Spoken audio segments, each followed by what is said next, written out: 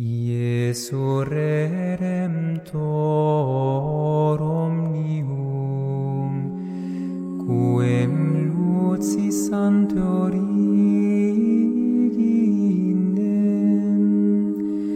parem paterne gloriae, Pater supremus eridi. Splendor Patris, tuus spes perennis omnium, intende quas fundum preces, tui per orbem servuli. Memento rerum conditor, nostri quod olim corporis,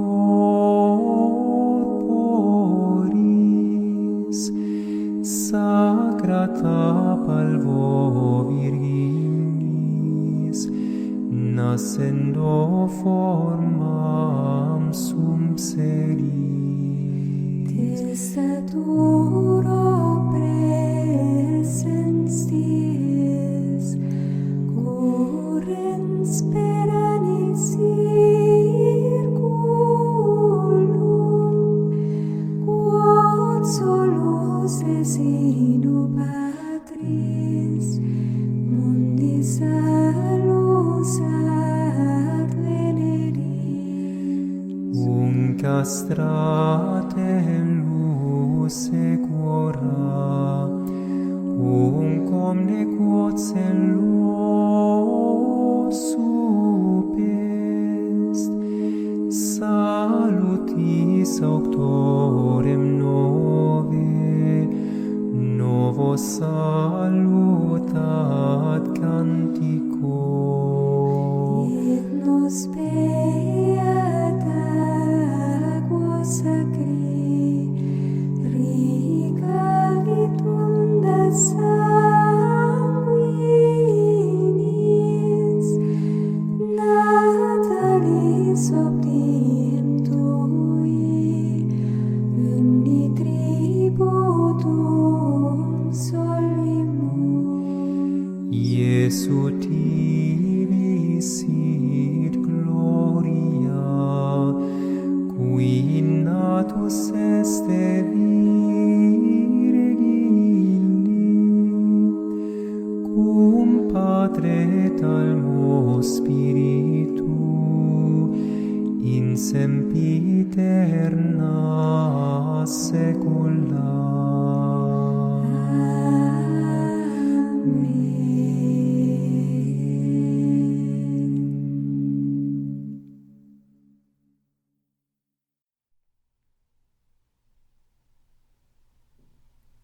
Tratado da Castidade. Bem-aventurados os puros. Por Santo Afonso Maria de Ligório. Canal Leconde. Texto extraído da Escola da Perfeição Cristã, uma compilação do Santo Doutor pelo Padre Saint-Omer. Tradução do Padre José Lopes. Editora Vozes. Caros ouvintes, caso gostem do meu trabalho, levem em consideração auxiliá-lo, seja financeiramente através de links como o Apoia-se ou por Pix, também na compra de livro pela lista da Amazon. Todos os links estão no descritivo, assim como compartilhem, comentem, curtam o vídeo, inscrevam-se no canal.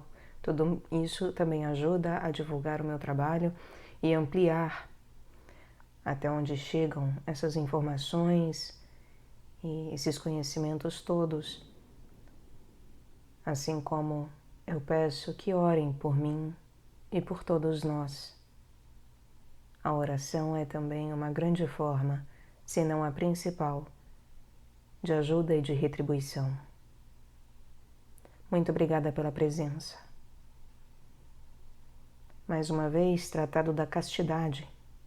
Bem-aventurados os puros. Parágrafo 1º. Excelência da castidade. Ninguém melhor que o Espírito Santo saberá apreciar o valor da castidade. Ora, ele diz: tudo o que se estima não pode ser comparado com uma alma continente. Isto é, todas as riquezas da terra, todas as honras, todas as dignidades não lhe são comparáveis. Santo Efrém chama a castidade de a vida do Espírito. São Pedro Damião, a rainha das virtudes. E São Cipriano diz que, por meio dela, se alcançam os triunfos mais esplêndidos. Quem supera o vício contrário à castidade, facilmente triunfará de todos os mais. Quem, pelo contrário, se deixa dominar pela impureza, facilmente cairá em muitos outros vícios e far-se-á réu de ódio, injustiça, sacrilégio, etc.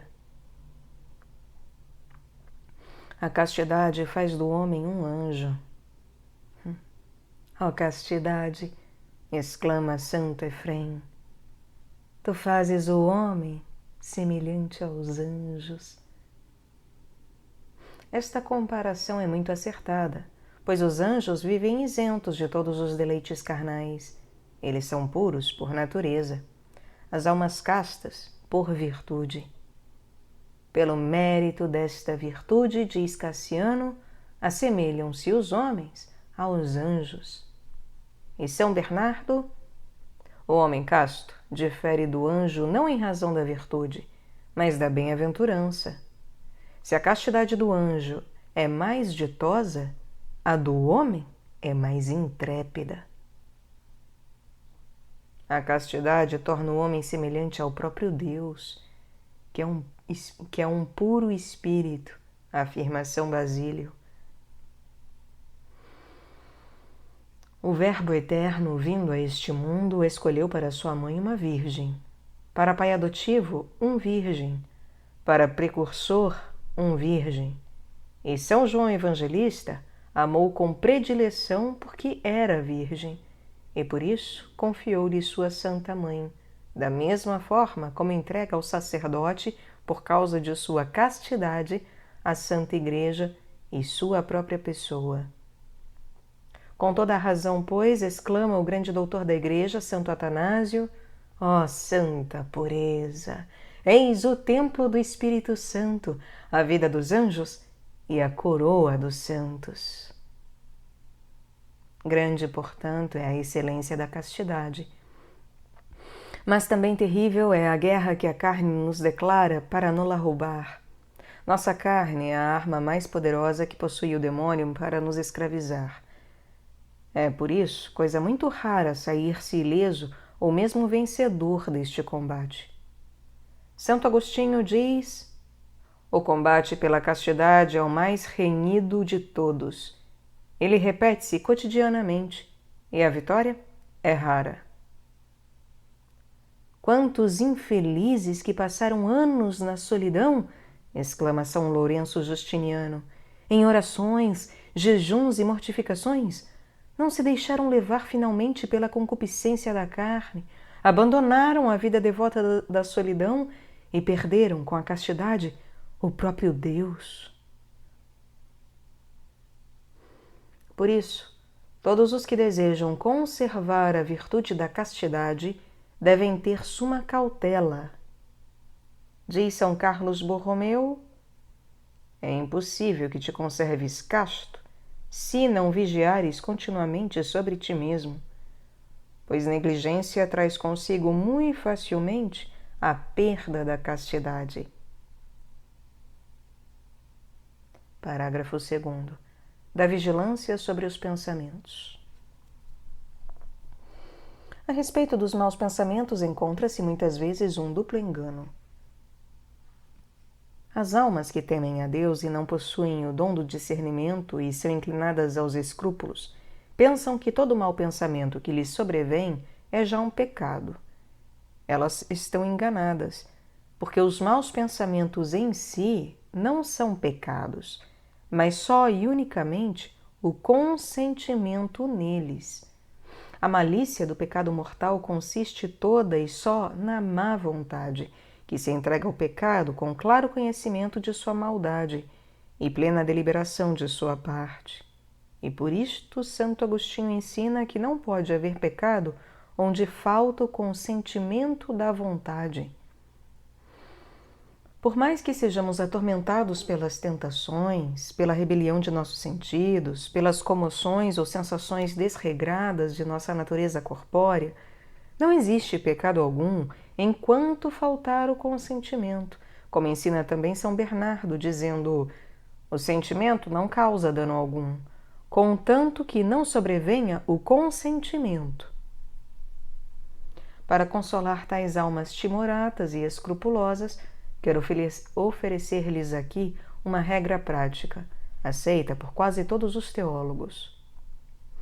Quando uma alma que teme a Deus e detesta o pecado duvida se consentiu ou não em um mau pensamento, não está obrigada a confessar-se disso, porque em tal caso, se tivesse realmente cometido um pecado mortal, não estaria em dúvida a esse respeito, porque o pecado mortal para uma alma que teme a Deus é um monstro tão horrendo que não poderá ter entrada em seu coração sem o perceber.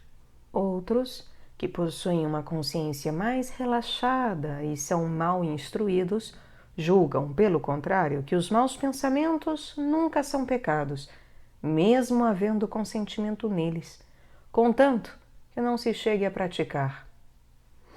Este erro é muito mais pernicioso que o primeiro. O que não se pode fazer, não se pode também desejar. O que não se pode fazer, não se pode também desejar. Por isso, o mau pensamento em si contém toda a malícia do ato. Assim como as más obras nos separam de Deus, também os maus pensamentos nos afastam dele e nos privam de sua graça. Pensamentos perversos nos separam de Deus. Como as más obras estão patentes aos olhos de Deus, também sua vista alcança todos os nossos maus pensamentos para condená-los e puni-los, pois um Deus de ciência é o Senhor, e diante dele estão patentes todos os pensamentos. Logo, nem todos os maus pensamentos são pecados, e nem todos os que são pecados trazem em si o mesmo cunho de malícia. Devemos considerar 3 coisas quando se trata de um pecado de pensamento, a saber, a sugestão, a deliberação e o consentimento. Alguns esclarecimentos a esse respeito. Sob a palavra sugestão, entende-se o primeiro pensamento que nos incita a praticar o mal que nos vem à mente. Esta instigação ou incitamento ainda não é pecado. Se a vontade a repele imediatamente, é mesmo uma fonte de merecimentos. Diz Santo Antão: para cada tentação a que opuseres resistência, se te deverá uma coroa. Até os santos foram perseguidos por tais pensamentos. São Bento revolveu-se sobre os espinhos para vencer uma tentação impura, e São Pedro de Alcântara lançou-se em poço de água gelada. São Paulo nos informa que também ele foi tentado contra a pureza. E para que a grandeza das revelações não me ensoberbece, foi-me dado um espinho em minha carne, um anjo de Satanás para me esbofetear. O apóstolo suplicou várias vezes ao Senhor que o livrasse desse inimigo. Por essa causa roguei ao Senhor 3 vezes que o afastasse de mim.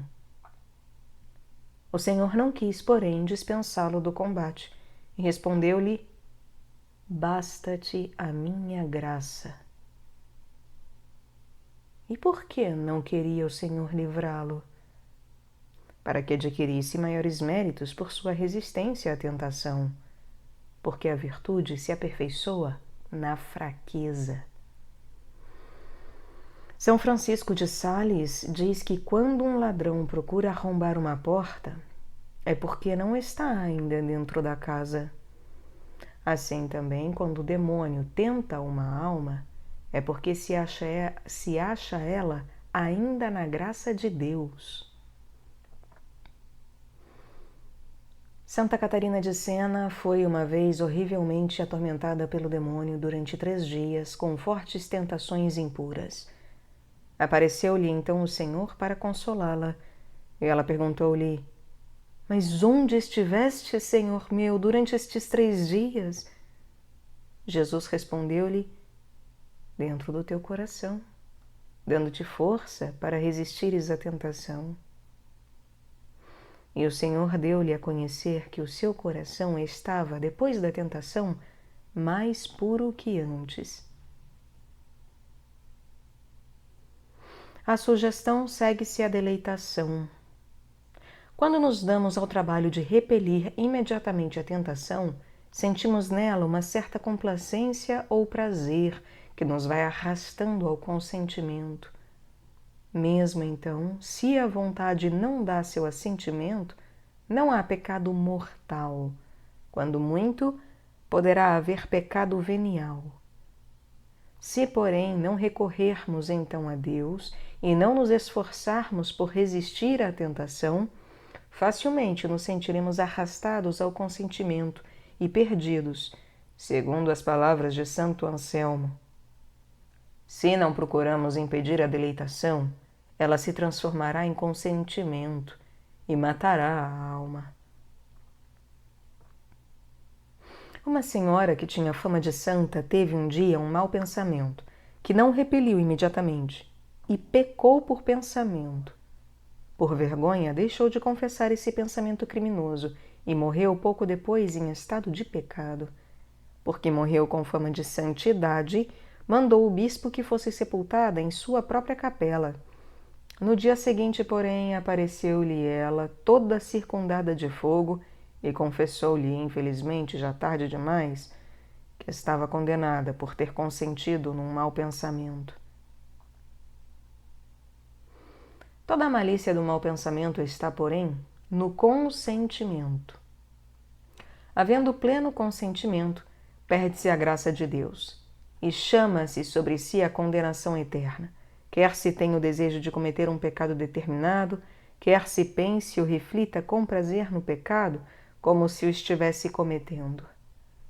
Esta última espécie de pecado chama-se uma deleitação deliberada ou morosa, e deve se distinguir bem da primeira, isto é, do pecado de desejo. Toda a malícia do mau pensamento está, porém, no consentimento. Havendo pleno consentimento, perde-se a graça de Deus e chama-se sobre si a condenação eterna.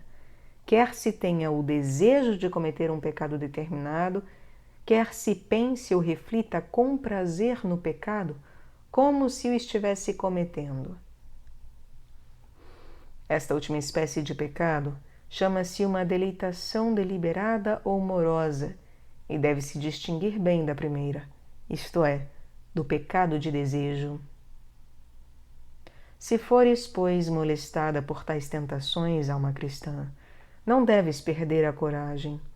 Antes, animosamente combater, empregando os meios que te vou indicar, e não sucumbirás. O primeiro é humilhar-se continuamente diante de Deus. O Senhor castiga muitas vezes os espíritos soberbos, permitindo que caiam em qualquer pecado impuro. Sê, pois, humilde, e não confies em tuas próprias forças. Davi confessa que caiu no pecado por não ter se humilhado e ter confiado demais em si mesmo. Antes de me haver humilhado, eu pequei. Devemos temer sempre a nossa própria fraqueza e colocar em Deus toda a nossa confiança, esperando firmemente que nos preserve desse vício. O segundo meio é recorrer imediatamente a Deus, sem entrar em diálogo com a tentação. Logo que se apresentar ao nosso espírito um pensamento impuro, devemos elevar a Deus imediatamente o nosso pensamento, ou dirigi-lo a qualquer objeto indiferente. A coisa melhor será invocar imediatamente os santíssimos nomes de Jesus e Maria, e não cessar de repeti-los até desaparecer a tentação. Se ela for muito forte, será bom repetir muitas vezes o seguinte propósito: ó meu Deus, prefiro morrer a vos ofender. Peça-se socorro dizendo: ó meu Jesus, socorrei-me. Maria, assisti-me.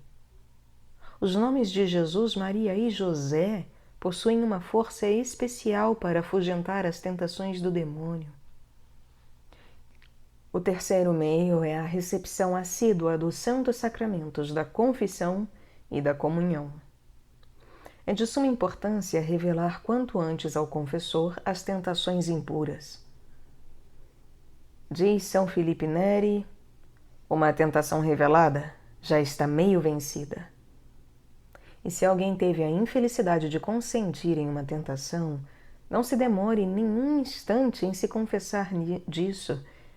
São Felipe Neri livrou um rapaz desse vício, induzindo-o a confessar-se logo depois de cada queda. A Santa Comunhão, está fora de dúvida, confere uma grande força na resistência às tentações desonestas.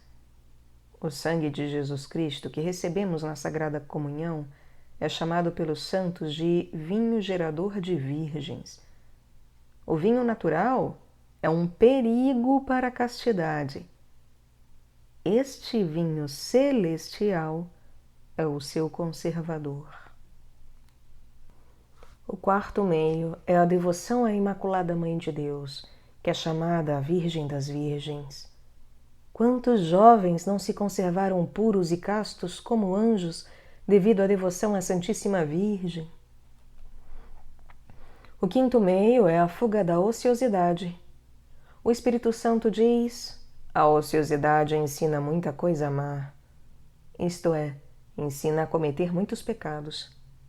E o profeta Ezequiel assevera que foi a ociosidade a causa das abominações e ruína final dos habitantes de Sodoma. Conforme São Bernardo, a ociosidade motivou a queda de Salomão. Por isso, São Jerônimo exorta a rústico que esteja sempre ocupado, para que o demônio não o procure com suas tentações. Quem trabalha é tentado por um demônio só. Quem vive ocioso é atacado por uma multidão deles, diz São Boaventura. O sexto meio consiste no emprego de todas as precauções exigidas pela prudência, tais como a modéstia dos olhos, a vigilância sobre as inclinações do coração, a fugida das ocasiões perigosas, etc. Parágrafo 3º. Da modéstia dos olhos. Quase todas as paixões que se revoltam contra o nosso espírito têm sua origem na liberdade desenfreada dos olhos, pois os olhares livres são os que despertam em nós, de ordinário, as inclinações desregradas. Diz Jó: fiz um contrato com meus olhos de não cogitar sequer uma virgem. Mas por que diz ele de não pensar sequer em uma virgem? Não parece que deveria dizer: fiz um contrato com meus olhos de não olhar sequer? Não. Ele tem toda a razão de falar assim, porque o pensamento está intimamente ligado ao olhar, não se podendo separar um do outro. E, para não ter maus pensamentos, propôs-se esse santo homem nunca olhar para uma virgem. Santo Agostinho diz: do olhar nasce o pensamento, e do pensamento a concupiscência. Se Eva não tivesse olhado para o fruto proibido, não teria pecado. Ela, porém, achou gosto em contemplá-lo, parecendo-lhe bom e belo. Apanhou-o, então, e fez-se culpada da desobediência. Aqui vemos como o demônio nos tenta primeiramente a olhar, depois a desejar e, finalmente, a consentir. Por isso nos assegura São Jerônimo que o demônio só necessita do nosso começo, Dá-se por satisfeito se lhe abrimos a metade da porta, pois ele saberá conquistar a outra metade. Um olhar voluntário, lançado a uma pessoa do outro sexo, acende uma faísca infernal que precipita a alma na perdição. Diz São Bernardo: as primeiras setas que ferem as almas castas, e não raro as matam, entram pelos olhos. Por causa dos olhos caiu Davi, esse homem segundo o coração de Deus. Por causa dos olhos caiu Salomão, esse instrumento do Espírito Santo. Por causa dos olhos, quantas almas não se perderam eternamente? Vigie, pois, cada um sobre seus olhos. Se não quiser chorar, uma vez com Jeremias: meus olhos me roubaram a vida. As afeições criminosas que penetraram em meu coração por causa dos meus olhares lhe deram a morte. São Gregório diz: se não reprimires os olhos, tornar-se-ão ganchos do inferno, que à força nos arrastarão e nos obrigarão, por assim dizer, a pecar contra a nossa vontade. Quem contempla o objeto perigoso começa a querer o que antes não queria, acrescenta o santo. É também o que diz a Sagrada Escritura quando diz que a bela Judite escravizou a alma de Holofernes, apenas este a contemplou. Sêneca diz que a cegueira é muito útil para a conservação da inocência. Seguindo esta máxima, um filósofo pagão arrancou-se os olhos para guardar a castidade, como nos refere Tertuliano.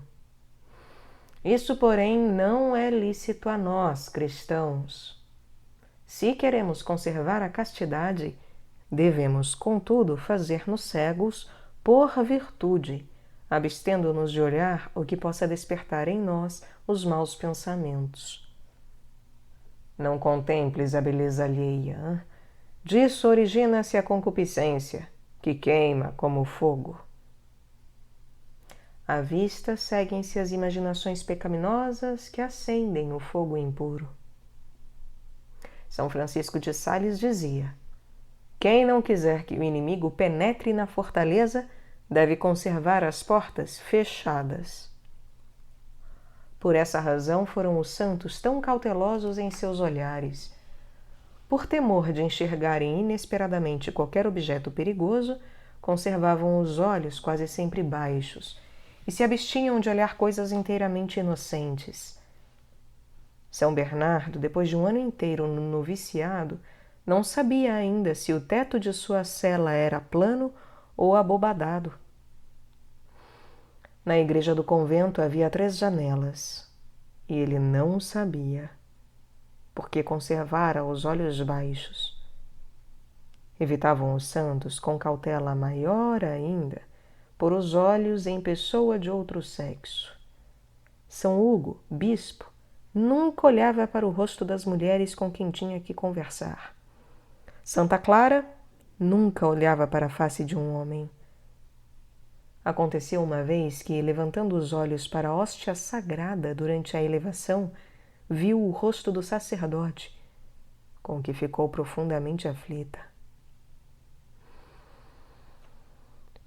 Julgue-se agora quão grande é a imprudência e temeridade dos que, não possuindo a virtude de um desses santos, ousam passear suas vistas em todas as pessoas, não excetuando as de outro sexo, e querendo ainda ficar livre de tentações e do perigo de pecar.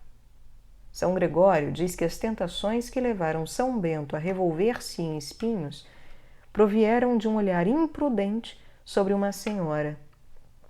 São Jerônimo, achando-se na gruta de Belém, onde continuamente orava e macerava seu corpo com as mais atrozes penitências, foi por longo tempo atormentado pela lembrança das damas que vira tempos antes em Roma. Como, pois, poderemos ficar preservados de tentações quando nos expomos ao perigo, olhando e até fitando complacentemente pessoas de outro sexo? O que nos prejudica não é tanto o olhar casual como o premeditado, o mirar. Razão por que Santo Agostinho diz: se vossos olhos casualmente caírem sobre uma pessoa, cuja vista vos pode ser prejudicial, guardai-vos ao menos de fitá-la. E São Gregório diz: não é lícito contemplar ou extasiar-se com a vista daquilo que não é lícito desejar, pois, ainda que expulsemos os maus pensamentos que costumam seguir o caminho voluntário, deixam sempre uma mancha na alma. Tendo-se perguntado ao irmão Rogério, franciscano, dotado de uma pureza angélica, por que se mostrava tão reservado em seus olhares quando tratava com mulheres, respondeu: se o homem foge à ocasião, Deus o protege. Se se expõe a ela, Nosso Senhor o abandona e facilmente cairá no pecado. Suposto mesmo que a liberdade que se concede aos olhos não produzisse outros males, impediria sempre o recolhimento da alma durante a oração, pois tudo o que vimos e nos impressionou apresenta-se aos olhos de nossa alma e nos causa uma imensidade de distrações. Quem já tem recolhimento de espírito durante a oração, tome muito cuidado para não se ver privado dessa graça, dando liberdade a seus olhos. Está fora de dúvida que um cristão que vive em recolhimento de espírito não pode praticar as virtudes cristãs da humildade, da paciência, da mortificação como deveria. Guardemo-nos, por isso, de olhares curiosos e só olhemos para objetos que elevam para Deus o nosso espírito. Olhos baixos elevam o coração para o céu, dizia São Bernardo. São Gregório Nazianzeno escreve: onde habita Cristo com seu amor, reina aí a modéstia. Com isso não quero dizer, porém, que nunca se deve levantar os olhos ou considerar coisa alguma. Pelo contrário, é até bom, às vezes, olhar coisas que levam nosso coração para Deus, como santas imagens, prados floridos, etc., já que a beleza dessas criaturas nos atrai à contemplação do Criador. Deve-se notar também que a modéstia dos olhos é necessária não só para o nosso próprio bem, como para a edificação do próximo. Só Deus vê o nosso coração. Os homens veem apenas nossas obras externas, ou se edificam ou se escandalizam com elas. Pelo rosto se conhece o homem, diz a Escritura. Isto é, pelo exterior se depreende o que o homem é interiormente. Todo cristão, por isso, deve ser o que era São João Batista, conforme as palavras do Salvador: uma lâmpada que arde e ilumina. Interiormente, deve arder em amor divino, exteriormente, alumiar, pela modéstia, a todos os que o veem. Também a nós se podem aplicar as palavras que São Paulo dirigiu a seus discípulos: somos o espetáculo dos anjos e dos homens. A vossa modéstia seja conhecida de todos os homens. Pessoas devotas são observadas pelos anjos e pelos homens, e por isso sua modéstia deve ser notória a todos. Do contrário, deverão dar rigorosas contas a Deus no dia do juízo. Observando a modéstia, edificamos sumamente os outros e os estimulamos à prática da virtude. É célebre o que se conta de São Francisco de Assis. Uma vez deixou ele o convento junto a um companheiro, dizendo que ia pregar. Tendo dado uma volta pela cidade com os olhos baixos, entrou novamente no convento. Mas quando farás o sermão? Perguntou-lhe o companheiro. Já fiz, respondeu-lhe o santo. Consistiu todo no resguardo dos olhos, do que demos exemplo ao povo. Santo Ambrósio diz que a modéstia das pessoas virtuosas é uma exortação muito poderosa ao coração dos mundanos. Quão belo não seria se bastasse te apresentares em público para fazeres bem aos outros. De São Bernardino de Sena se conta que, mesmo antes de entrar para o convento, bastava só a sua presença para pôr fim às conversas livres de seus companheiros. Mal o avistavam, diziam uns para os outros: silêncio, São Bernardino vem vindo. E então calavam-se ou começavam a falar de outras coisas. Santo Efrém, segundo o testemunho de São Gregório de Nissa, era tão modesto que já a sua vista estimulava a devoção, e não se podia vê-lo sem se sentir levado a se tornar melhor. Mais admirável ainda é o que nos refere Suvio do santo sacerdote e mártir Luciano. Só por sua modéstia, moveu muitos pagãos a abraçarem a santa fé. O imperador Masimiano, que fora disso informado, temendo sentir a sua influência e ser obrigado a converter-se, citou-o à sua presença, mas não quis vê-lo, e sujeitou-o ao interrogatório, ocultando-o às suas vistas por uma cortina estendida entre os dois. Nosso ideal mais perfeito de modéstia foi, porém, o nosso divino Salvador mesmo. Pois, como nota um célebre autor, os evangelistas dizem várias vezes que o Redentor levantou os olhos em certas ocasiões, dando a entender com isso que tinha ordinariamente os olhos baixos. Por isso exalta o apóstolo a modéstia de seu divino mestre, escrevendo a seus discípulos: rogo-vos pela mansidão e modéstia de Cristo. Concluo com as palavras de São Basílio a seus monges. Se quisermos que nossa alma tenha suas vistas sempre postas no céu, filhos queridos, conservemos nossos olhos sempre voltados para a terra. De manhã, ao despertar, devemos já pedir com o profeta: afastai meus olhos, Senhor, para que não vejam a vaidade.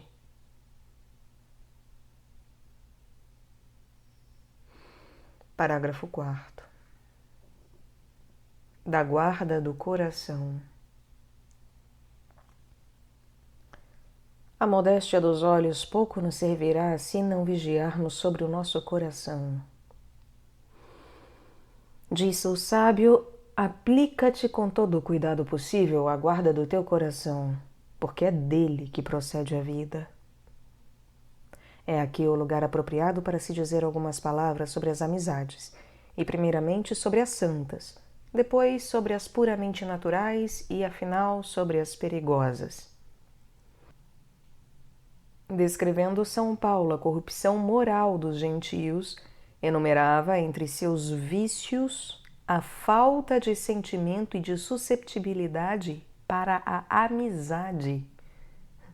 Descrevendo São Paulo a corrupção moral dos gentios, enumerava entre os vícios a falta de sentimento e de susceptibilidade para a amizade. A amizade, segundo São Tomás, é mesmo uma virtude. A perfeição não proíbe que se entretenham amizades, diz São Francisco de Sales.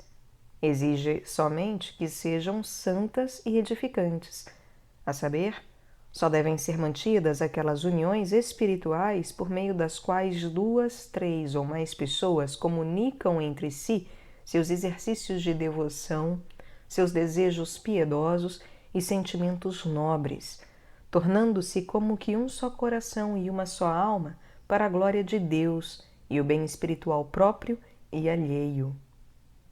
Com toda razão podem tais almas afirmar: vede quão bom e suave é habitarem os irmãos em união. São Francisco diz mais, que em tal caso o suave bálsamo da caridade destila de coração em coração por meio dessas mútuas comunicações. E bem pode-se dizer que Deus lança sua bênção sobre tais amizades por toda a eternidade. Tais amizades são recomendadas pela Escritura mesma, em termos eloquentes.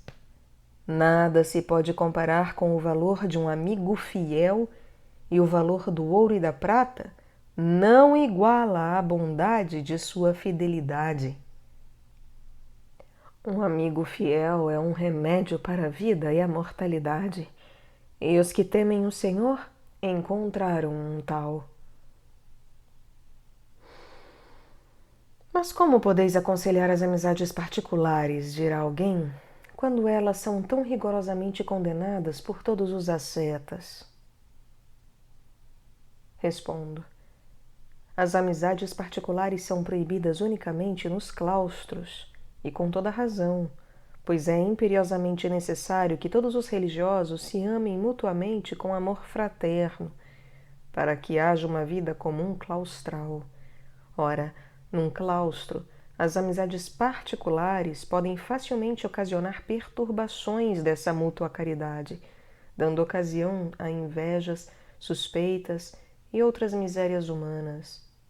São Basílio não hesitou dizer que as amizades particulares em um convento são uma sementeira perpétua de invejas, de desconfianças e inimizades. O mesmo acontece nas famílias em que o pai ou a mãe têm mais carinhos para um filho que para os outros. Os filhos de Jacó odiavam seu irmão José, porque seu pai lhe dedicava um amor especial. Não há, além disso, nenhum motivo de se alimentar tais amizades num estado religioso, pois num convento onde reinam a disciplina e a ordem, todos os membros tendem ao mesmo fim, a perfeição. E não é necessário travar amizades particulares para animar-se mutuamente ao serviço de Deus e ao trabalho do aperfeiçoamento próprio. Os que, vivendo no mundo, desejam dedicar-se à prática da virtude verdadeira e sólida, precisam, pelo contrário, de se unir aos outros por uma amizade santa e edificante, para poderem, por meio dela, se animar, se auxiliar e se estimular ao bem. Há no mundo poucas pessoas que tendem à perfeição e muitas que não possuem o Espírito de Deus, e por isso é preciso que os bons, quanto possível, evitem os que podem impedir seu adiantamento espiritual e travem amizade com os que podem auxiliar na prática do bem. Quanto às amizades puramente naturais, deve-se dizer que elas têm seu fundamento na nossa natureza, que nos compele a amar nossos pais, nossos benfeitores e todos aqueles em que vemos belas qualidades e com quem simpatizamos. Esta espécie de amizade é o laço da família e da sociedade, mas facilmente degenera em amizades falsas. Por exemplo, se os pais, por um caminho demasiado, toleram as faltas de seus filhos, ou se um amigo ofende a Deus para agradar a seu amigo, etc. As amizades naturais só são agradáveis a Deus se as santificarmos por meio da boa intenção, por exemplo, amando a nossos pais e amigos por amor de Deus.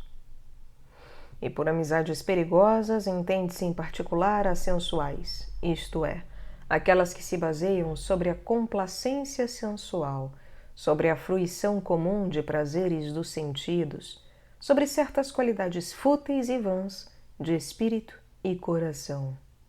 Essas amizades são já por si perigosas, mesmo que no começo nada tenham de inconveniente, e devemos guardar nosso coração desembaraçado delas.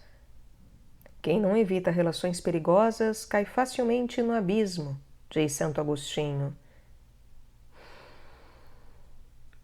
O triste exemplo de Salomão bastaria para nos encher de terror. O triste exemplo de Salomão bastaria para nos encher de terror.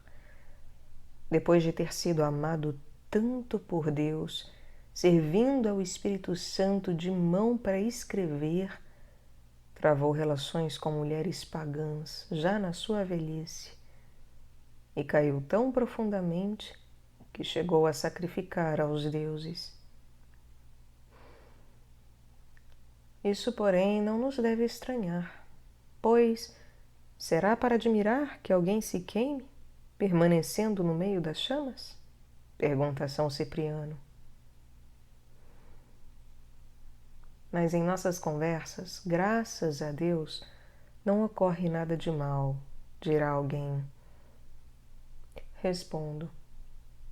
Todas as amizades que têm sua origem em afeições meramente materiais são pelo menos um grande impedimento à perfeição, ainda que não dessem ocasião a outras coisas. Elas, no mínimo, fazem-nos perder o espírito de oração e recolhimento interior. A alma que está presa por uma afeição natural poderá achar-se corporalmente na igreja, mas seu espírito estará se entretendo com o objeto de seu amor. Perderá o amor aos santos sacramentos. Não será mais sincera para com seu confessor, temendo que ele a obrigue a romper com essa cadeia, e, envergonhando-se de lhe descobrir sua afeição, não lhe dirá a causa de sua tibieza, e assim se agrava de dia para dia seu estado lastimoso. Ao ouvir que fala mal da pessoa amada, se enfurece, defende-a calorosamente, descuida-se da obediência, pois quando o confessor a exorta a renunciar a tal amizade, procura 1000 desculpas para não ter que obedecer. Não é só grande a perda espiritual que se sofre com essas amizades baseadas sobre certas qualidades externas de uma pessoa, mas, principalmente se for do outro sexo, é também enorme o perigo que se corre de se perder eternamente. No começo, tais amizades parecem indiferentes, mas tornam-se pouco a pouco pecaminosas e, enfim, arrastam a alma ao pecado mortal. São como fogo e palha, e o demônio não cessa de assoprar até irromper o incêndio, diz São Jerônimo. Pessoas de diferentes sexos abrasam-se por causa da muita familiaridade, com a mesma facilidade com que a palha é atingida pelo fogo e, em certo sentido, até com mais facilidade, porque o demônio emprega tudo quanto é apto para atiçar o fogo.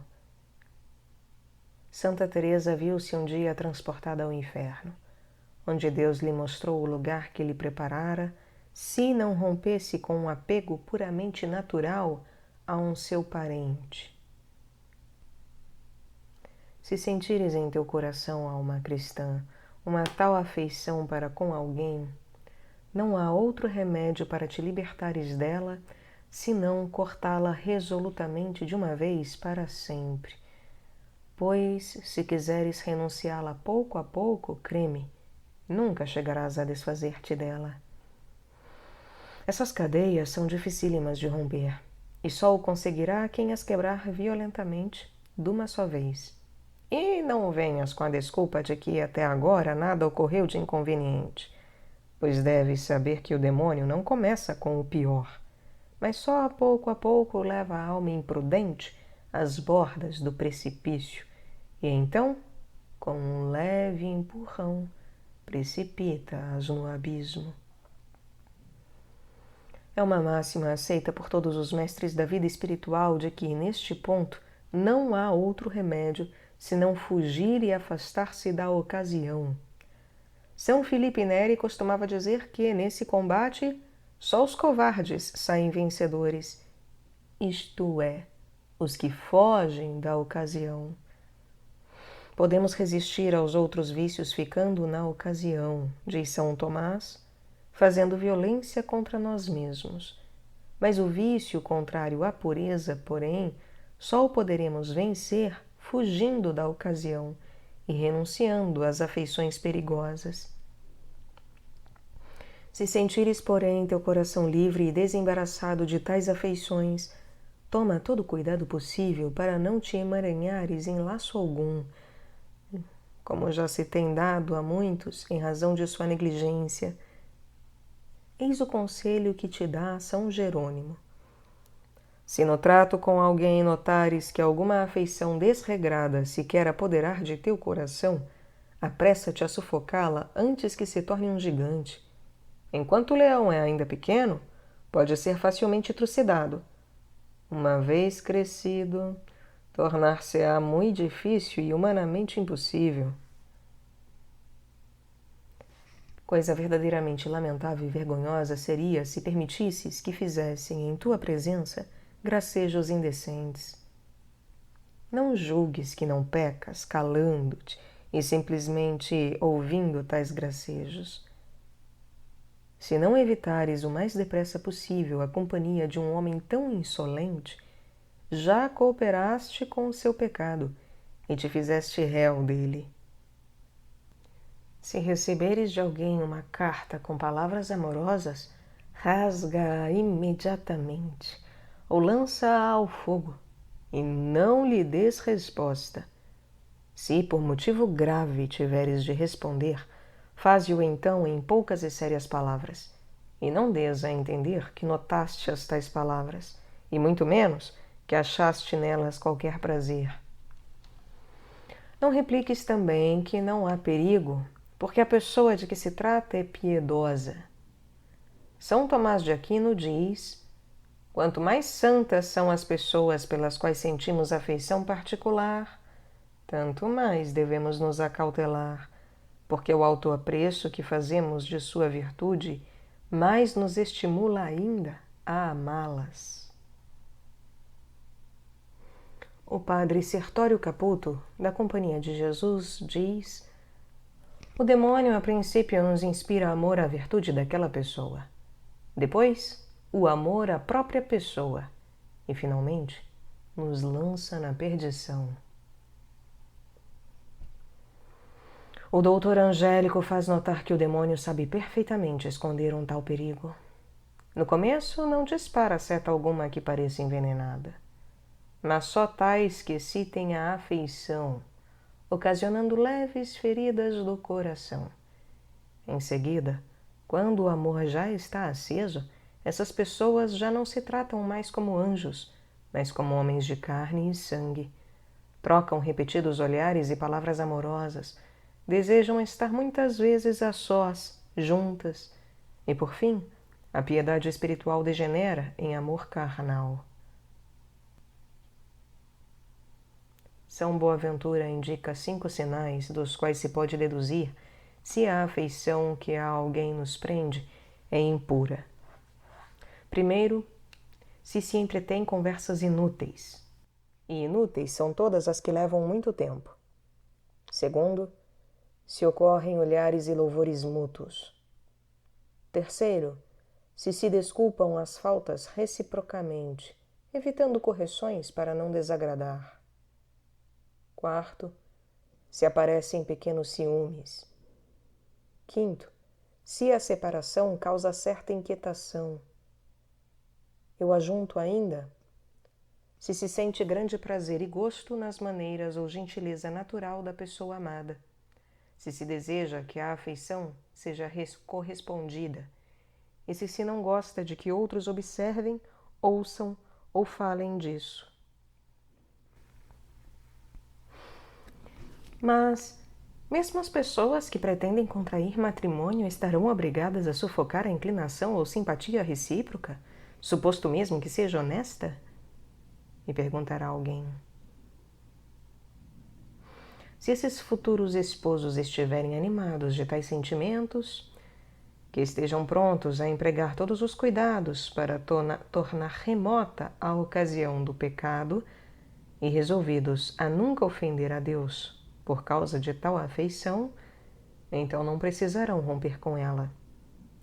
A experiência, porém, ensina que os mais nobres sentimentos degeneram facilmente em paixão. Por esse motivo, os teólogos exigem muita cautela com essas pessoas.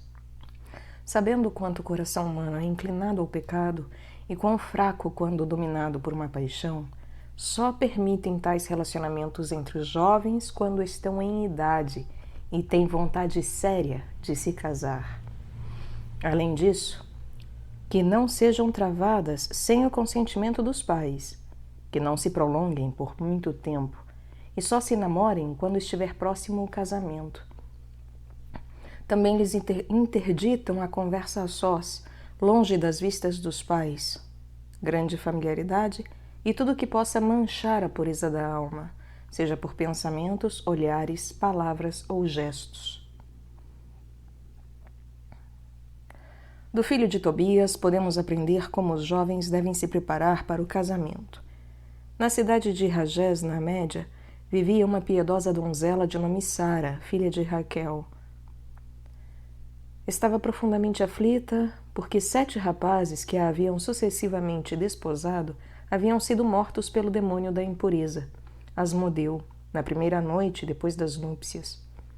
Ora, o anjo Rafael, que acompanhara o jovem Tobias em sua viagem a Ragés, aconselhou-o a pedir Sara em casamento.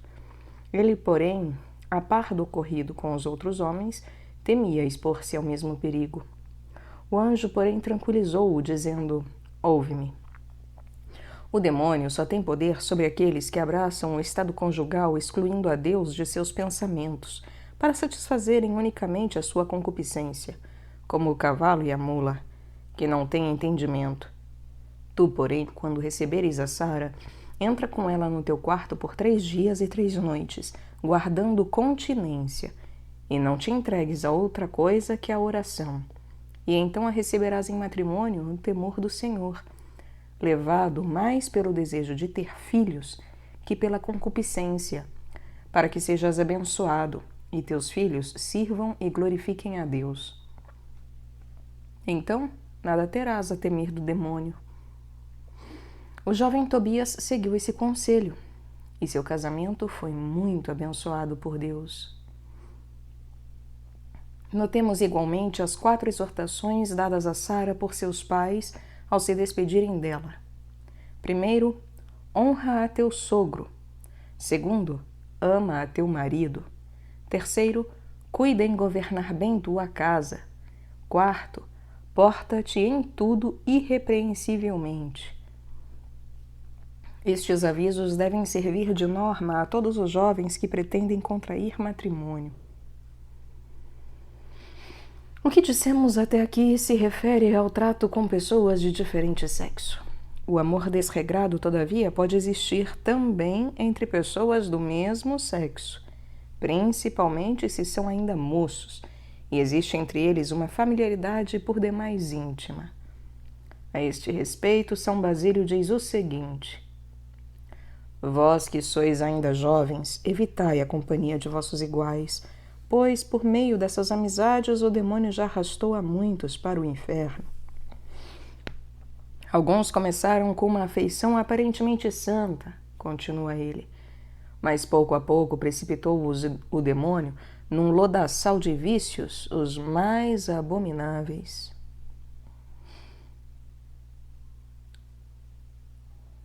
Santa Ângela de Foligno se exprime de modo semelhante. Ainda que seja amor a fonte de todo o bem, não deixa de ser igualmente a fonte de todo o mal. Não falo do amor impuro, que deve ser evitado em todo caso, mas da inclinação em si inocente que facilmente pode degenerar em amor desordenado. O trato muito assíduo com o outro, com protestos de afeição, tem por consequência tornar nocivo o amor, visto que ele prende estreitamente um coração ao outro, obscurecendo a afeição crescente cada vez mais a razão. Em pouco tempo só quererá um o que o outro quer, e então não terá mais coragem de resistir ao outro quando for convidado ao mal, e assim se perderão ambos. Por isso, os que se dedicam à educação da mocidade estão gravemente obrigados a ter os olhos abertos nesse ponto, e não precisam ter escrúpulos, suspeitando mal com algum motivo. Se notarem qualquer apego ou familiaridade entre 2 jovens, intervenham imediatamente e conservem-nos rigorosamente separados um do outro.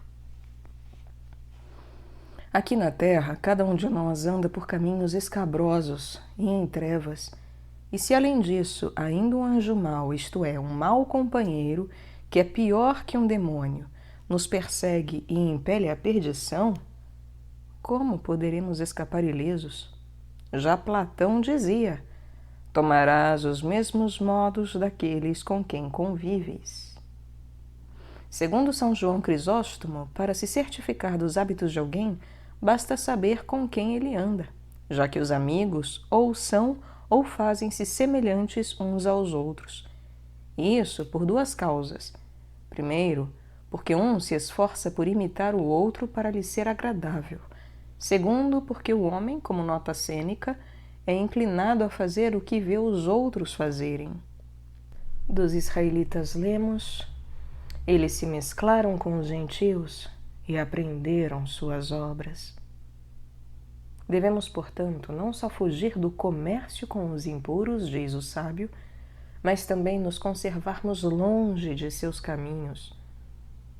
Meu filho, não andes com eles e não ponhas o pé em seus caminhos.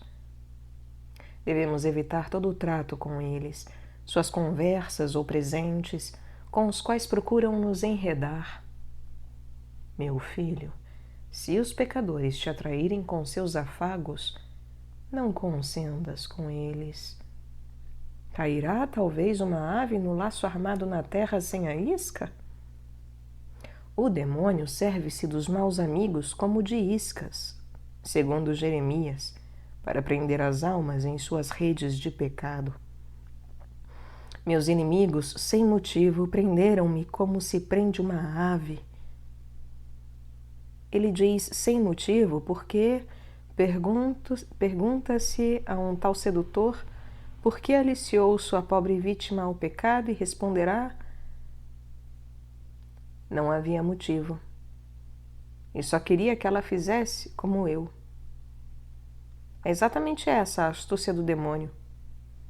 Diz Santo Efrem: capturada uma alma em sua rede, serve-se dela como de uma armadilha para prender a outra. Fujamos, pois, a toda familiaridade com tais escorpiões infernais como se foge da peste. Digo, fujamos a familiaridade, isto é, não travemos amizade com homens viciosos, evitando tomar parte em sua mesa, banquetes e outros convívios com eles. É impossível evitar todo o comércio com eles, porque então teríamos de sair deste mundo, segundo o apóstolo. Contudo, é bem possível evitar um trato mais familiar com eles, seguindo o conselho do mesmo apóstolo. Eu vos escrevi que não tenhais comunicação com eles. Com um tal, não deveis nem sequer cear. Disse ainda: fujamos de tais escorpiões, pois o profeta Ezequiel designa assim os sedutores. Pervertedores estão contigo e habitas com escorpiões.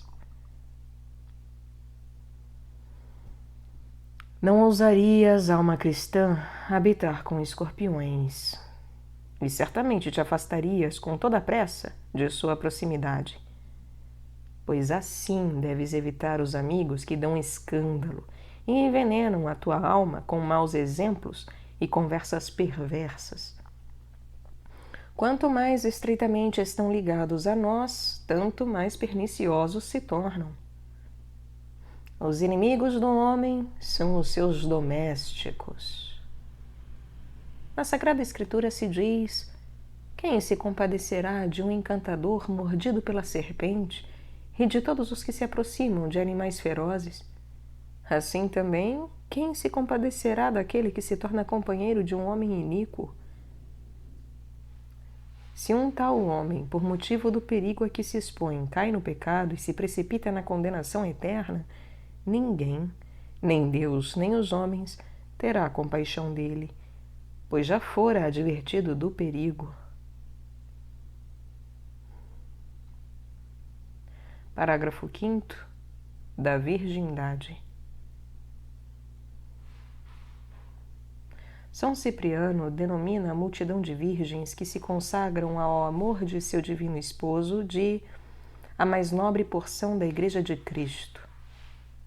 Vários outros santos padres, como Santo Efrem, Santo Ambrósio, Santo Agostinho, São Jerônimo, São Crisóstomo, escreveram livros inteiros em louvor da virgindade.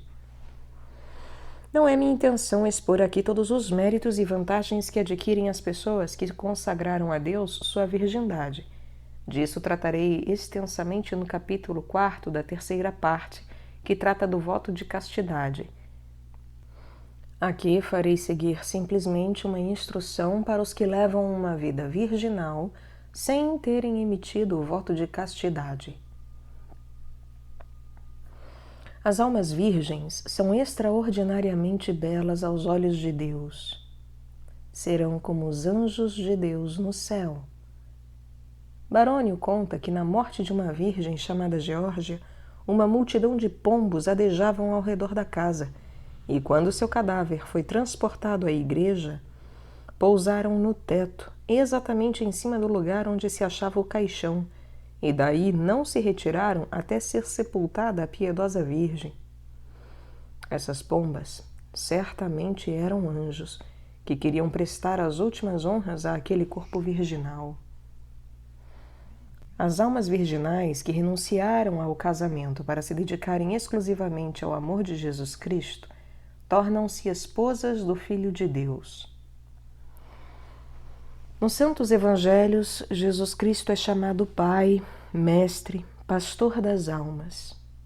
Referindo-se às virgens, porém, dá-lhe o nome de esposo. Elas saíram a receber o esposo e a esposa. Por isso tinha razão Santa Inês respondendo, segundo Santo Ambrósio, aos que lhe ofereciam a mão do filho do prefeito de Roma: oferecei-me um esposo? Já encontrei um muito melhor. Semelhante resposta deu Santa Domitila, sobrinha do imperador Domiciano, aos que queriam persuadi-la a casar-se com Aureliano. Dizei-me, a quem deveria escolher por esposo uma jovem pedida em casamento por um monarca e por um camponês? Para casar-me com Aureliano, teria de renunciar ao Rei do Céu. Ora, isso seria uma loucura inominável, que nunca praticarei. E firme nessa resolução, deixou-se queimar viva para poder permanecer fiel a Jesus Cristo, a quem consagrara a sua virgindade. Quem poderá imaginar a glória que Deus reserva às suas castas esposas lá no céu? Os teólogos são de opinião que no céu existe uma glória especial reservada às virgens, uma coroa ou alegria particular, de que estão privados os outros santos. Mas dir-me-á uma ou outra virgem, ora, casando-me, também poderei santificar-me. Não receberás a resposta da minha boca, mas da de São Paulo, que te dirá também a diferença que existe entre as virgens e as casadas. A mulher virgem pensa nas coisas que são do Senhor, para que seja santa no corpo e no espírito, mas a que é casada pensa nas coisas que são do mundo, em como agradar ao marido. Em verdade, digo isso para vosso proveito, para vos exortar ao que vos convém e vos facilita a orar ao Senhor sem embaraço.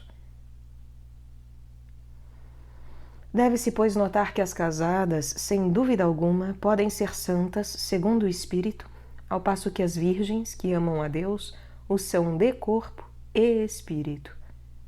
Tome-se também em consideração estas palavras: o que facilita servir a Deus sem impedimento. Quantos impedimentos não encontraram as casadas na sua tendência à santidade? E esses obstáculos são tanto maiores quanto mais elevada a sua condição, social no caso. Para nos fazermos santos, temos de empregar os meios e, antes de tudo, nos consagrar à oração mental, receber a miúde os santos sacramentos e pensar sem interrupção em Deus. Ora, quando uma senhora casada achará tempo para cuidar naquilo que é do Senhor? Ela se ocupará com as coisas deste mundo, diz São Paulo. Cuidará em agradar o seu marido. Olhará pelas necessidades de sua família, pelo seu sustento e vestes. Vigiará a educação de seus filhos. Atenderá aos parentes e amigos. Pensará continuamente nos seus afazeres.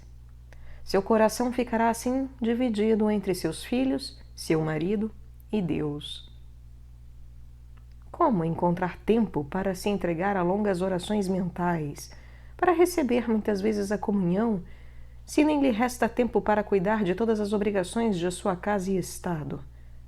O marido quer ser atendido, os filhos gritam e choram, querendo 1000 coisas diversas. Como meditar entre tantos cuidados e perturbações?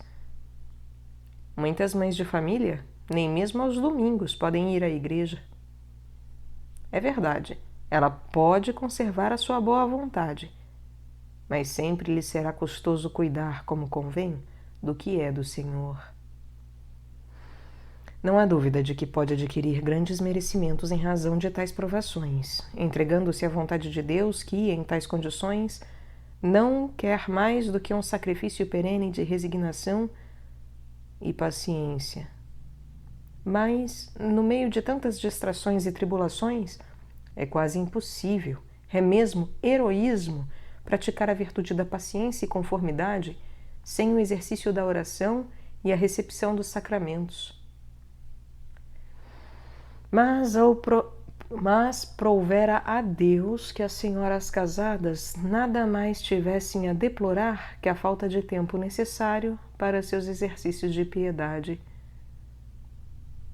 A má conduta do marido, os desgostos causados pelos filhos, os negócios da casa, as molestas atenções que se devem à sogra e aos cunhados, as suspeitas, as inquietações de consciência quanto à vida conjugal e educação dos filhos, tudo isso origina um mar de tribulações, no qual passam sua vida entre suspiros e lágrimas. E felizes se conseguirem salvar sua alma e alcançarem de Deus a graça de não deixarem o inferno desta vida para se precipitarem ao inferno eterno. Esta é a bela sorte das jovens que se consagram ao mundo. Mas entre tantas mulheres casadas, não haverá uma só que se santifique? Sim, existem também santas casadas. Porém, quais são estas? As que se santificam pelo martírio, que sofrem tudo por amor de Deus, com uma paciência que nada abala. Mas quantas se elevarão a tal perfeição?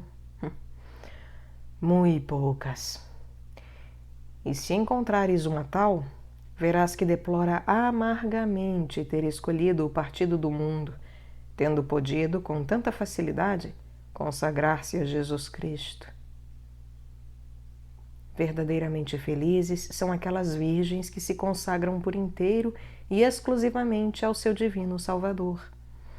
Estas estão livres dos perigos em que se acham as casadas. Seu coração está desembaraçado do apego aos filhos e marido, aos bens transitórios, ao luxo vão e a outras coisas do mundo.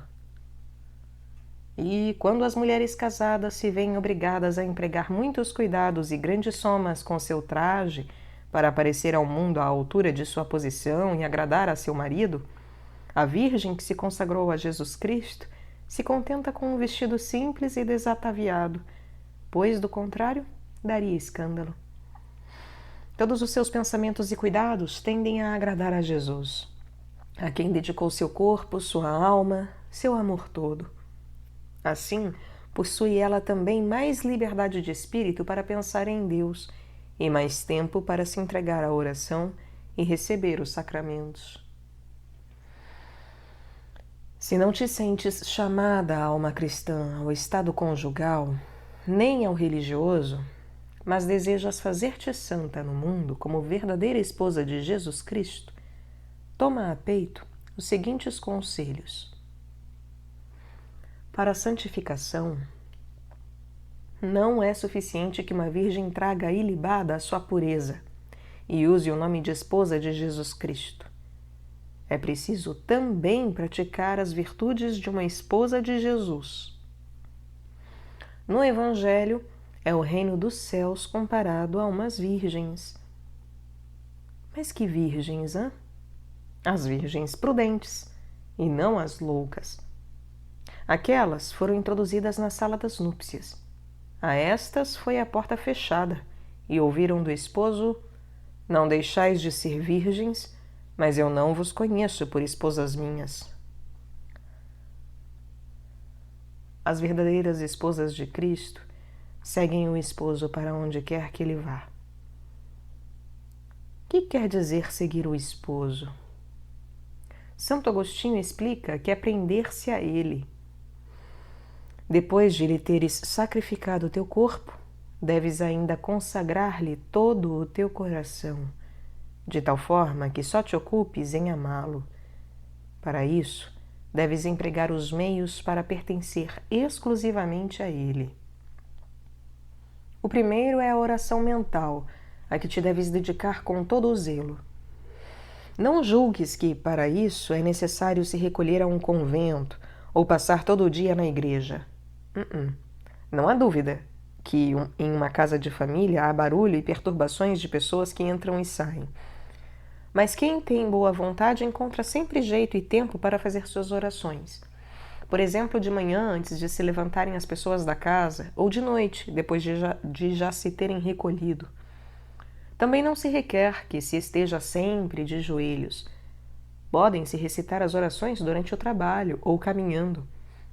Basta elevar o pensamento a Deus, pensar na paixão de Cristo ou meditar sobre qualquer outro assunto devoto. O segundo meio é a recepção assídua dos santos sacramentos da penitência e Eucaristia.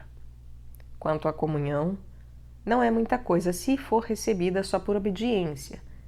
Deve-se ter desejo dela e pedi-la. Esse divino pão quer ser desejado e que se tenha fome dele.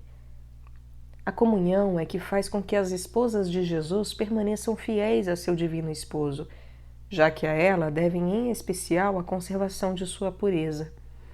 Este divino sacramento conserva na alma toda espécie de virtudes, sendo, porém, seu efeito principal conservar ilibado o lírio da virgindade, dando-lhe o profeta, por isso, o nome de nutrimento dos escolhidos e vinho que gera virgens.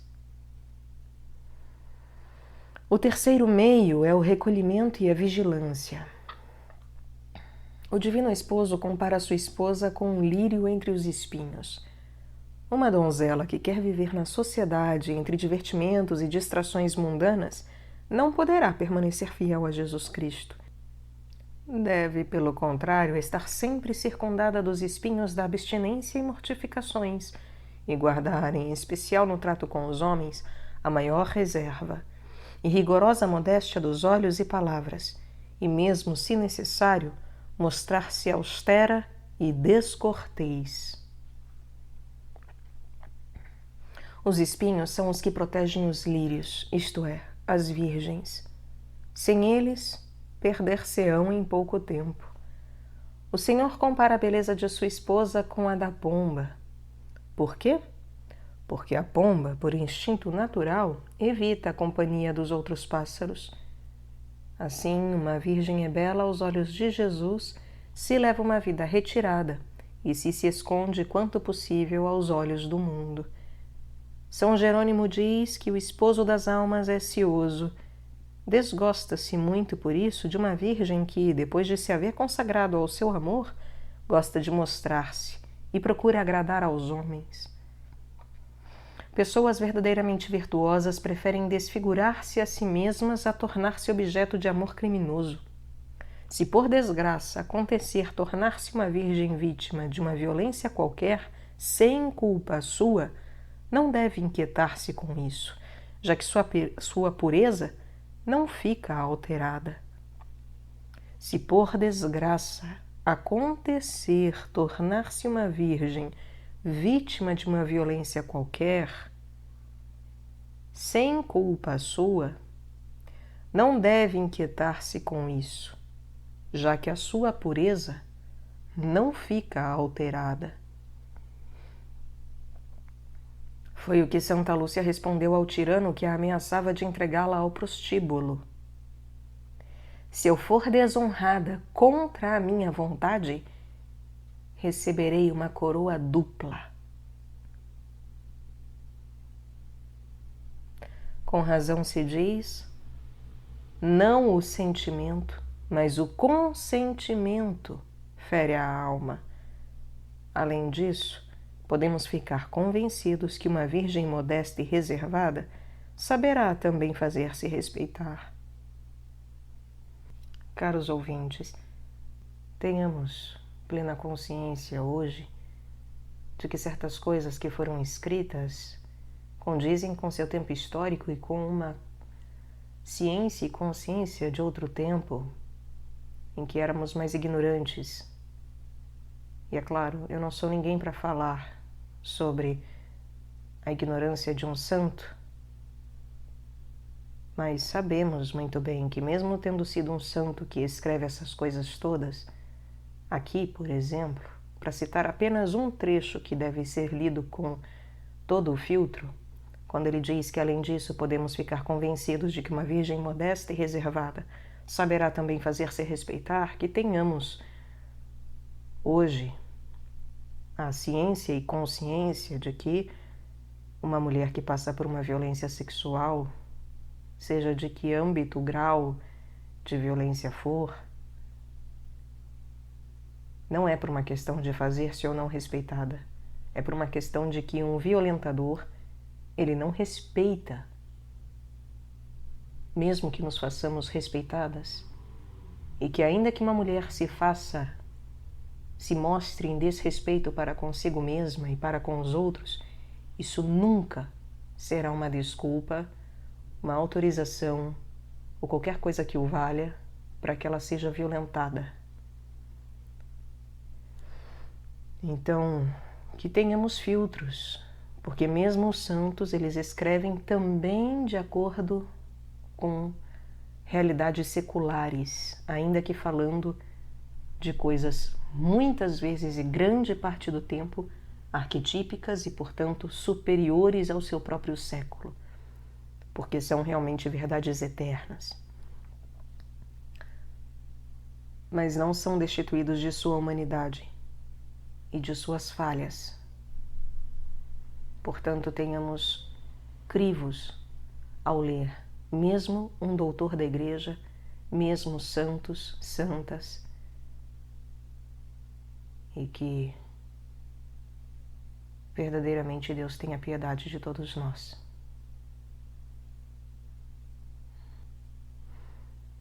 O quarto meio é a mortificação dos sentidos. Uma virgem que quer conservar-se pura, diz São Basílio, deve ser pura na língua, falando sempre com decoro, e se for necessário tratar com homens, só dizer o indispensável. Pura nos ouvidos, evitando ouvir conversas mundanas. Pura nos olhos, conservando-os fechados ou ao menos baixos, quando na companhia de homens. Pura no tato, usando do máximo cuidado quanto aos outros e quanto a si mesma. Pura, principalmente no espírito, esforçando-se por resistir aos maus pensamentos, recorrendo a Jesus e Maria.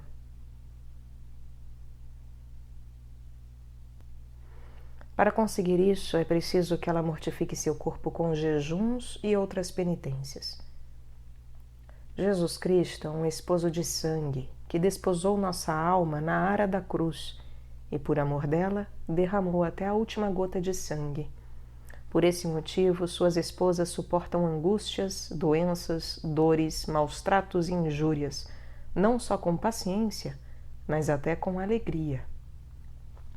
Assim deve-se entender o texto da Escritura, que diz: as virgens seguem o Cordeiro para onde quer que ele vá. Elas seguem jubilosas e cantando a Jesus, seu divino esposo, mesmo no meio dos opróbrios e penas, a exemplo de milhares de virgens que foram ao encontro da morte e das torturas, cheias de alegria. Finalmente, deves recomendar-te instantemente a Maria, a Rainha das Virgens, se quiseres perseverar no teu estado de virgindade perpétua. Ela é que prepara e conclui a união das almas com o seu divino Filho. Ela que alcança para essas almas escolhidas a graça da perseverança, pois, sem a sua assistência, todas tornar-se-iam infiéis. Vós que ledes estas linhas, dirijo-me àquelas que se sentem chamadas pelo Divino Esposo a renunciar ao matrimônio. Vós, que quereis pertencer a Jesus Cristo, não vos obrigueis desde logo por um voto, nem façais logo no começo o voto de castidade perpétua. Fazei esse voto quando Deus vos inspirar e o confessor o permitir. Aconselho-vos, porém, que agradeçais a Jesus Cristo vos ter chamado a seu especial amor e vos ofereçais ao Senhor como coisa que lhe é consagrada e própria para todo o sempre. E por isso, dizei-lhe assim: ó meu Jesus, meu Deus e Salvador, que por mim morrestes, perdoai-me se também eu ouso chamar-vos meu esposo. Ouso porque vejo que vos agrada chamar-me a essa honra. Essa graça é tão grande que não vou-la posso agradecer suficiente.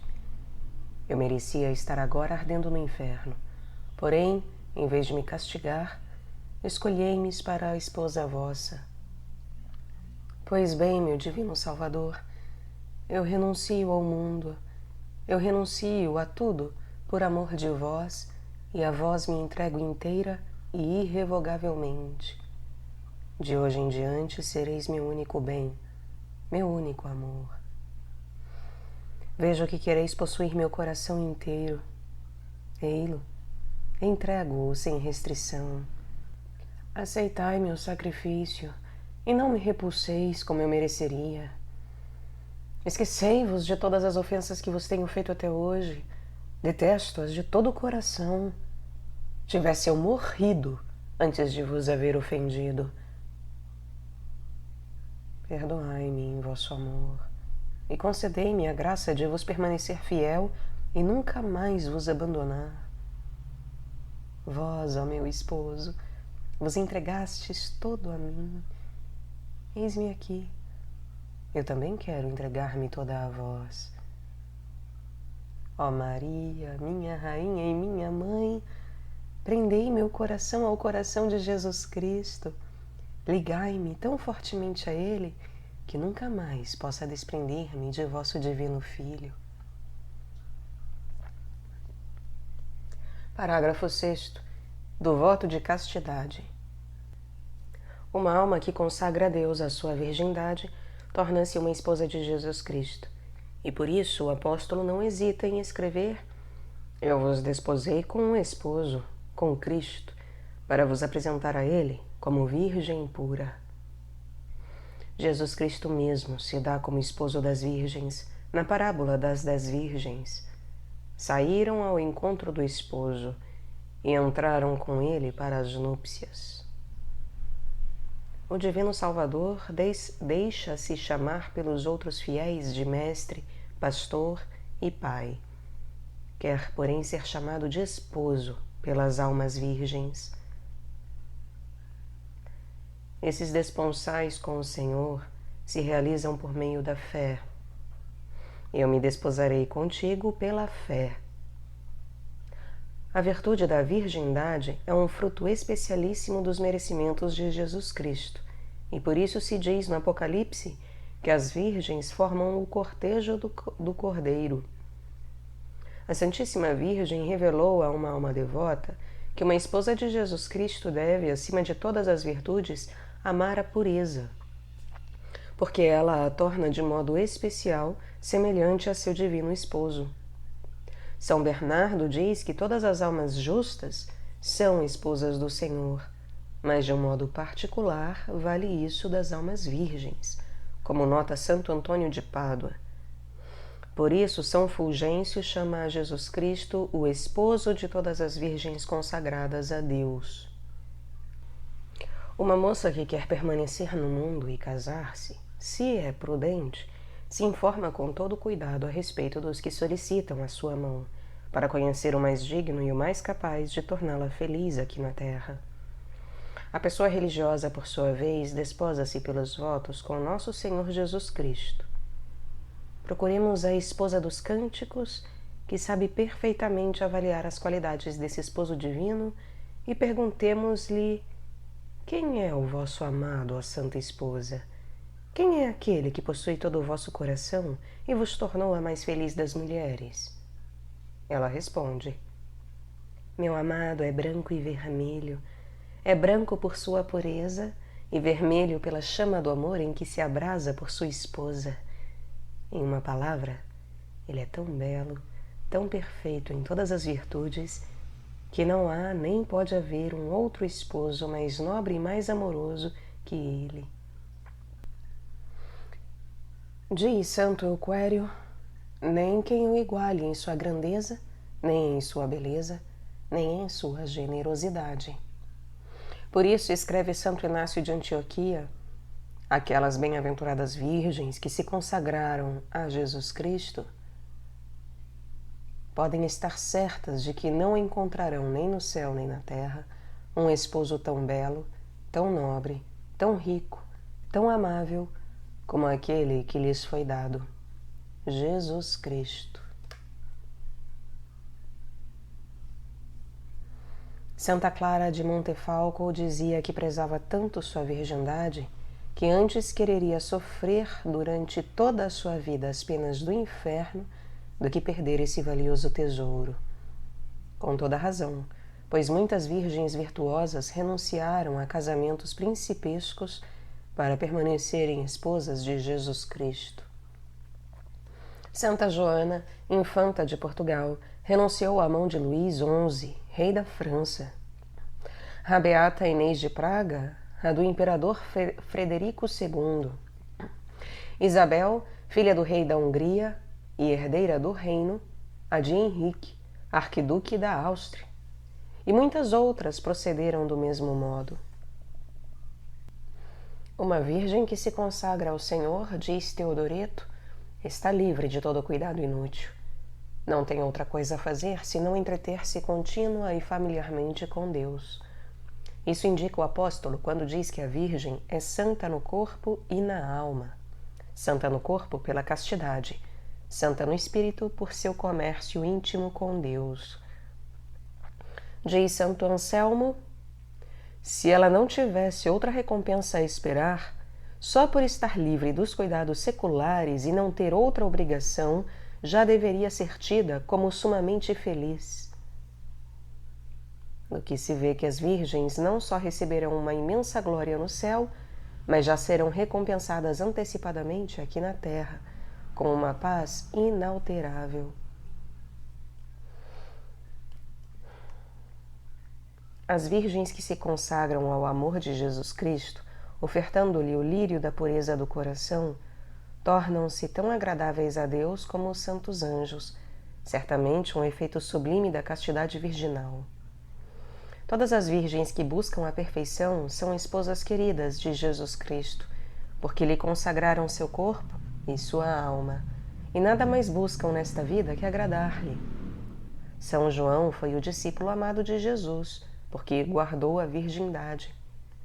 Justamente por esse motivo amava-o Jesus mais que aos outros discípulos, como a Igreja o insinua quando diz: foi escolhido como virgem pelo Senhor e mais amado que todos os outros. As virgens são chamadas na Sagrada Escritura as primícias de Deus. São virgens. Esses seguem o Cordeiro onde quer que ele vá. Esses foram comprados dentre os homens para serem as primícias para Deus e para o Cordeiro. Mas por que são chamados primícias de Deus? O cardeal Hugo responde: como os primeiros frutos são mais agradáveis que os outros, assim também as virgens consagradas a Deus agradam mais ao coração deste e constituem o objeto de seu especial amor. Diz-se ainda na Sagrada Escritura que o esposo divino se apacenta entre os lírios. Esses lírios representam as virgens que conservam sua pureza por amor de Deus. Um expositor nota o seguinte nessa passagem dos Cânticos: enquanto o demônio procura a imundície da impureza, Jesus Cristo se apacenta, isto é, descansa, entre os lírios da castidade. O que, porém, deve aumentar consideravelmente a nossos olhos o valor da virgindade é o louvor extraordinário que lhe tece o Espírito Santo, dizendo: tudo o que se aprecia não é comparável a uma alma continente. Isso mesmo deu a entender a Santíssima Virgem, quando disse ao arcanjo que lhe anunciava a divina maternidade: como se dará isso, se não conheço o varão? Maria, com essas palavras, mostrou que preferia renunciar à dignidade de Mãe de Deus a perder o tesouro de sua virgindade. Segundo São Cipriano, a pureza virginal é a rainha de todas as virtudes e o complemento de todos os bens. Santo Efrém escreve que as virgens que guardam a sua pureza por amor de Jesus Cristo serão favorecidas por ele em todos os pontos. São Bernardo acrescenta que a virgindade habilita a alma, de um modo todo especial, a ver o Divino Esposo nesta vida pela fé e na outra pela luz da glória. Imensa é a glória que Jesus Cristo prepara no céu às suas esposas, que na terra lhe consagraram sua virgindade. Nosso Senhor mostrou um dia à sua grande serva Lucrécia Orsini os sublimes tronos que ocuparão aqueles que serviram a Jesus Cristo em pureza virginal, ao que exclamou ela: "Oh, quão agradáveis não são a Jesus e a Maria, as virgens!" Os teólogos afirmam que as virgens receberão no céu uma auréola especial, sendo ornadas com uma luzente coroa de honra e glória, pois se diz na Sagrada Escritura a respeito das virgens: ninguém podia cantar esse cântico, senão aqueles 144.000 que foram comprados na terra. Explicando essa passagem, diz Santo Agostinho que a glória que Jesus Cristo concede às virgens não confere aos outros santos. Grande é a satisfação de Jesus Cristo quando alguém se associa ao número de suas esposas. Isso declaram aquelas palavras dos cânticos: "Vinde, ó filhas de Sião, e vede o rei Salomão com o diadema com o qual o coroou sua mãe no dia de suas núpcias, no dia da alegria de seu coração." Isso, porém, vale só daquelas almas que se consagraram sem restrição ao amor do esposo divino. Desposando Jesus uma tal alma, quer que todo o céu se alegre com ele e entoe hinos de regozijo. Alegremo-nos e exultemos e demos-lhe glória, porque são chegadas as bodas do Cordeiro e sua esposa está ornada. Os ornatos com que Jesus quer ver ataviadas suas esposas são as virtudes, particularmente o amor e a pureza, que são apresentadas nos cânticos como coroas de prata e de ouro. Nós te oferecemos umas cadeias de ouro listradas de prata. São estas as vestes pomposas e as joias com que o Senhor atavia suas esposas, e das quais fala Santa Inês. Ele circundou minha direita e meu pescoço com um colar de pedras preciosas, revestiu-me com um hábito bordado a ouro e ornado com artísticos relevos e deslumbrantes adornos. Os seculares buscam coisas terrenas, mas as esposas de Jesus Cristo nada mais querem senão Deus. Por isso delas se pode afirmar ao pé da letra: esta é a geração dos que buscam a Deus. Ó esposas do Redentor, exclama São Tomás de Vila Nova, não deveis buscar qual de vós sobrepuja as outras por seu nascimento, seus talentos ou fortuna. Examinai antes quem é mais agradável ao esposo divino, quem vive unida mais intimamente a ele, quem é mais humilde, pobre e obediente. Ouçamos também o que diz o Espírito Santo.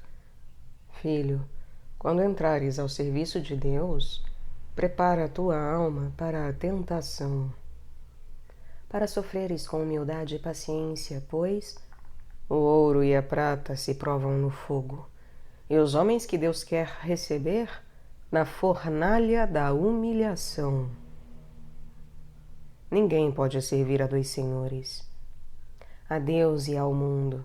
Quem, portanto, quiser consagrar-se a Deus, deve renunciar ao mundo, e quem quiser tornar-se esposa de Jesus Cristo, deverá exclamar incessantemente: Deus só é todo o meu tesouro e meu único bem. São José de Calazans diz que, se não se der a Jesus todo o coração, não se lhe deu nada. Isso é inteiramente verdade, porque nosso coração já é em si muito pequeno para amar dignamente a um Deus que merece um amor infinito. E esse pequeno coração, ele deveria ainda ser dividido entre Deus e as criaturas? Como poderá, pois, tu, alma cristã, te incomodares com o mundo depois de te consagrares a Deus? Esquece de tudo mais e procura guardar o teu coração inteiro para teu divino esposo, que escolheste para lhe dedicares todo o teu amor. Eu disse teu coração inteiro, porque Jesus Cristo quer que sua esposa seja um jardim fechado e uma fonte selada. Um jardim fechado, pois não deve receber a ninguém mais, senão a seu divino esposo.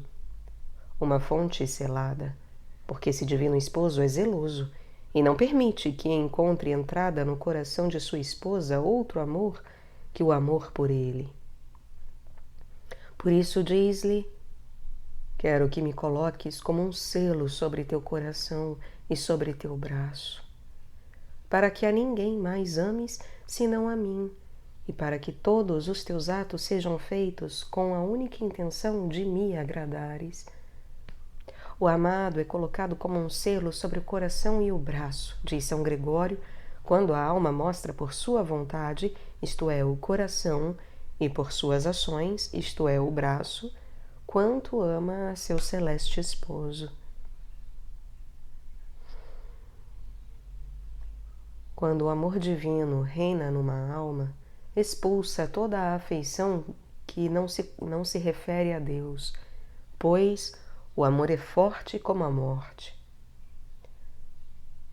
Como nada há que possa resistir à veemência da morte quando é chegada a sua hora, assim também não há nenhum impedimento e nenhuma dificuldade que não seja superada pelo amor divino, quando ele se apodera de um coração. Se um homem der todas as riquezas de sua casa, ele as desprezará como se nada tivesse dado. Um coração que ama a Deus despreza tudo o que lhe oferece e pode oferecer o mundo. Numa palavra, ele despreza tudo o que não é de Deus. São Bernardo diz que Deus, como nosso Senhor, exige de nós temor, como pai, respeito, como esposo, porém, unicamente amor. Como Senhor, temor, como pai, respeito, como esposo, unicamente amor. A venerável Francisca Farnese não conhecia meio mais eficaz para estimular a si e as suas companheiras a atender à perfeição do que a recordação de que eram esposas de Jesus Cristo.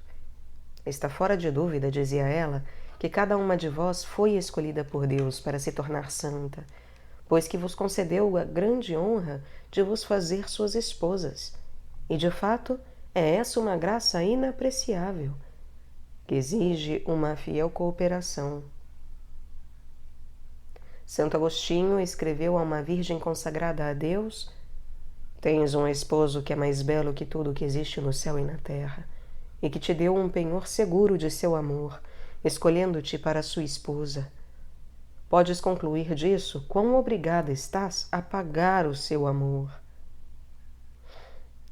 Ó esposa de Jesus Cristo, não te ocupes mais contigo e com o mundo, não pertences mais ao mundo, nem a ti mesma, mas a Deus. E cuida unicamente em viver para esse esposo que escolheste.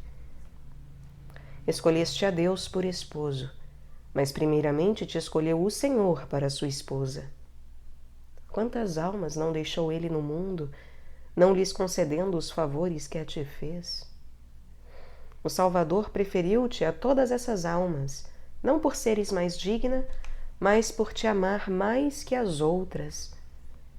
Por isso te diz o Senhor pela boca do profeta que o tempo que te resta de vida é um tempo para amar.